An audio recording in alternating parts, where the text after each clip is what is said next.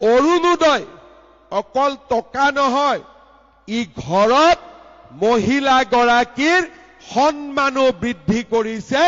আজি ঘৰখনত মহিলাগৰাকী এটা সন্মান পাইছে। সেইকাৰণে অৰুণোদয় আমি দান আৰু অনুদান বুলি নকওঁ, আমি অৰুণোদয়ক মহিলাৰ সন্মান আঁচনি বুলি কওঁ।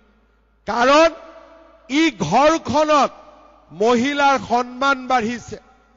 আৰু ঘৰত যেতিয়া মহিলাৰ সন্মান থাকে, ঘৰুৱা কাজিয়া পেচাল কমি যায়, ল'ৰা ছোৱালী শিক্ষিত হয়, সমাজখন আগবাঢ়ি যায়। যোৱা 5 বছৰত আমাৰ অসমত মহিলাৰ বিৰুদ্ধে হোৱা অপৰাধ কমিছে, অভিযোগ কমিছে।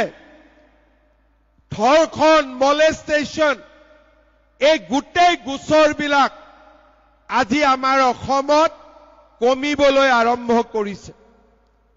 কিহৰ কাৰণে?